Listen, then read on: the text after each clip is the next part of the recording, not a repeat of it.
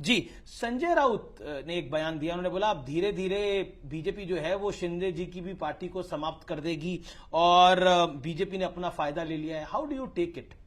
देखिए, पहली बात तो यह है कि मैं संजय राउत के बयानों पर कभी भी रिएक्ट नहीं करता। और वो बयान तो डेली इसका कारण मैं बताता हूं कि हर नेता ने अपना स्तर तय कर लेना चाहिए, और मुझे लगता है कि संजय राउत के बयानों पर हमारे प्रवक्ता रिएक्ट करें। उद्धव जी कुछ कहे तो मैं रिएक्ट करता हूं, और जहां तक इस बयान का सवाल है तो मैं ऐसा मानता हूं कि पार्टी समाप्त करने का उनको बहुत बड़ा एक्सपीरियंस है। शिवसेना की हालत किस लिए हुई, जरा शिवसेना के नेताओं से पूछ लो, वो आपको बताएंगे। शिवसेना ने उबाटा सेना, जी, उबाटा सेना जो उद्धव ठाकरे की पार्टी है। लेकिन एक जो कटुता आई है महाराष्ट्र की राजनीति में बीते 5 साल के अंदर, 2019 का जब मैंडेट आपका और शिवसेना का आया और शिवसेना ने आपको छोड़ दिया और वो कांग्रेस और शरद पवार की पार्टी के साथ चली गई, जो कटुता आई है, क्या आपको लगता है वो खत्म हो सकती है? अब वो थोड़ी माइल्ड डाउन हो सकती है? नहीं, होनी चाहिए। देखिए, 2019 तक महाराष्ट्र की राजनीति में बहुत संवाद था। 2019 के बाद ये संवाद कम हुआ, खत्म नहीं हुआ, पर बहुत कम हुआ, जो मैं नहीं मानता कि किसी भी स्वस्थ लोकतंत्र के लिए इस प्रकार की परिस्थिति होनी चाहिए। और कम से कम महाराष्ट्र की राजनीतिक संस्कृति ऐसी नहीं थी। तो मेरा अपना प्रयास है कि मैं इस संवाद को एस्टैब्लिश करना चाहता हूं। अभी जब मेरा शपथ ग्रहण समारोह था, मैंने स्वयं माननीय शरद पवार जी को, माननीय उद्धव ठाकरे जी को, माननीय सुशील कुमार शिंदे जी को, माननीय पृथ्वीराज चौहान जी को सामने से फोन करके निमंत्रित किया। आपने फोन किया? फोन करके निमंत्रित किया जी, क्योंकि उद्धव ठाकरे की पार्टी के प्रवक्ता ने बोला कि हमें निमंत्रण ही नहीं मिला था। नहीं, मैंने स्वयं फोन करके निमंत्रित किया और उन्होंने बहुत अच्छा रिएक्ट किया। उन्होंने मुझे शुभकामनाएं दी। उनकी कोई अपनी कठिनाइयां थी, इसलिए उन्होंने कहा हम नहीं आ पाएंगे, लेकिन उन्होंने कहा कि हमारा सहयोग होगा। सभी के सभी की कठिनाइयां थी, इतनी कटुता हो गई कि मुझे अच्छी तरह से याद है, मैं वो दृश्य मुझे याद है, 2019 में उद्धव ठाकरे सीएम बने और आप उनके शपथ ग्रहण के कार्यक्रम में गए थे। मैं गया था, लेकिन कोई भी नहीं आया विपक्ष से। देखिए, आखिर हर एक की अपनी सोच होती है। मुझे लगता है कि किन्हीं कारणों से उनको आना गवारा नहीं होगा, लेकिन उन्होंने मुझे शुभकामनाएं दी है। और आगे भी देखिए, भले ही विपक्ष की संख्या कम होगी, उनकी संख्या के आधार पर उनका आकलन मैं नहीं करूंगा।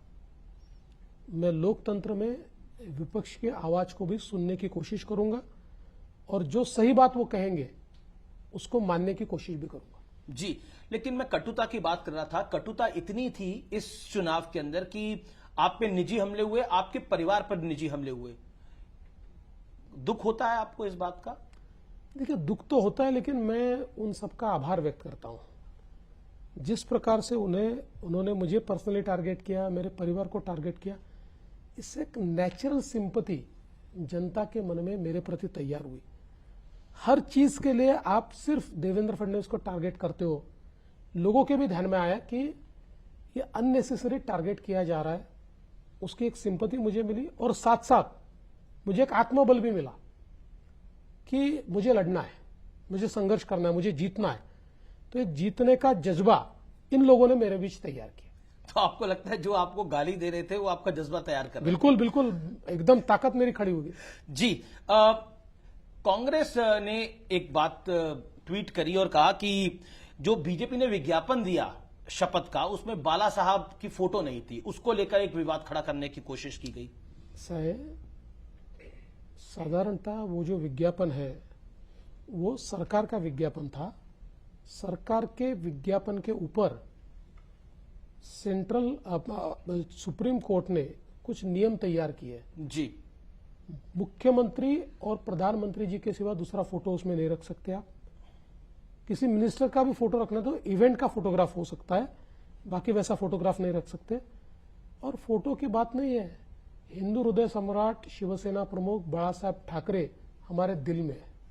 फोटो की जरूरत नहीं, हमारे दिल में वो बैठे। जी, शपथ के बाद आपने बोला कि आपकी भूमिका बदली है, लेकिन लक्ष्य वही है। तो लक्ष्य क्या है आपका? क्योंकि हमने तो कई सारी तस्वीरें देखी, आप गाय की पूजा भी कर रहे हैं, तो हिंदुत्व का एजेंडा लेकर आप बुलंद हैं। देखिए, हिंदुत्व का एजेंडा तो हमारा है ही, जी। हम हिंदुत्ववादी है, और मैं ऐसा मानता हूं कि हिंदुत्व का मतलब एक्सक्लूजन नहीं है। हिंदुत्व को पूजा पद्धति से बांधना ये गलत बात है। हिंदुत्व एक वे ऑफ लाइफ है, एक जीवन पद्धति है जो सदियों से चलती आ रही है। इसलिए दुनिया की सबसे पुरानी कंटिन्यूस सिविलाइजेशन ये हमारी भारत की हमारी सिविलाइजेशन है, क्योंकि हमारा मूल विचार ये हिंदुत्व का है। और मैं ऐसा मानता हूं कि इस विचार में सबसे महत्वपूर्ण चीज कोई होगी तो टॉलरेंस है। हमने सबको अकोमोडेट किया है, किसी की पूजा पद्धति के आधार पर हमने कभी डिस्क्रिमिनेशन नहीं किया है। तो हिंदुत्व ये हमारी मूल भावना है, ये हमारा विचार है, और यही हिंदुत्व हमको विकास की ओर ले जाता है। लेकिन आपको लगता है कि लेकिन हिंदुत्व को आपको लगता है, आपने हिंदुत्व पर जो अपनी बातें रखी हैं, पॉलिटिकल पंडित एक बात को जरूर कहते हैं कि महाराष्ट्र की राजनीति में हमेशा मराठा कार्ड चलता था, जाति कार्ड चलता था, लेकिन ये पहली बार है जो हिंदुत्व कार्ड चला है। और इसलिए कहा जा रहा है कि महाराष्ट्र की राजनीति के चाणक्य पहले शरद राव पवार होते थे, अब देवेंद्र फडणवीस है। पहली बात तो मैं बिल्कुल कोई चाणक्य वाणक्य नहीं हूं। मैं मेरी पार्टी का एक बहुत साधारण कार्यकर्ता हूं। जनता की, नेताओं की, ईश्वर की कृपा रही है। खुद को तो आपने अभिमन्यु बताया था। नहीं, अभिमन्यु तो हूं वो कोई, पर मैंने ये कहा आधुनिक अभिमन्यु जो चक्रव्यूह तोड़ के आता है, तो ऐसी कोई बात नहीं है। लेकिन मैं ये कहना चाहता हूं कि देखिए, हम लोगों ने एक विचारों की लड़ाई लड़ी है जी, और उस विचारों की लड़ाई में सबसे महत्वपूर्ण महाराष्ट्र में अगर कोई चीज हुई होगी, देखिए हमने लाडली बहना का कार्यक्रम हाथ में लिया, किसानों के लिए कार्यक्रम हाथ में लिया, ये सारी चीजों से प्रो इनकम्बेंसी तैयार हुई, पॉजिटिविटी तैयार हुई। लेकिन प्रधानमंत्री जी ने जो नारा दिया, एक है तो सेफ है, समाज की सारी विघटनकारी विचारों को समाप्त करते हुए पूरा समाज एक आया। जाति की व्यवस्था को भुलाकर सबने एक लक्ष्य को सामने रखते हुए वोट किया। जिस प्रकार से लोकसभा के चुनाव में एक बहुत ही जहरीला पोलराइजेशन कांग्रेस और उसके साथियों ने किया था, और उस पोलराइजेशन के चलते उसके बाद जिस प्रकार की घटनाएं महाराष्ट्र में घटी, वो सारा देखने के बाद समाज के सभी तबकों के ध्यान में आया कि हम लोगों को साथ में आना पड़ेगा। एक है तो सेफ है का नारा, ये नारा महाराष्ट्र का मूल मंत्र बना, जिसके कारण 5% वोटिंग बढ़ा है और जो हमारे पाले में आया है। तो मुझे लगता है कि ये नारा एक डिफाइनिंग मूवमेंट था हमारे जीत का।